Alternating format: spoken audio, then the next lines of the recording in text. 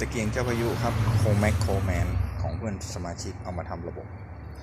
นี่ครับรื้อหมดแล้วครับเตรียมทำความสะอาดภายนอกภายในทำระบบครับรื้อทุกชิ้นเลยนะครับนี่ครับ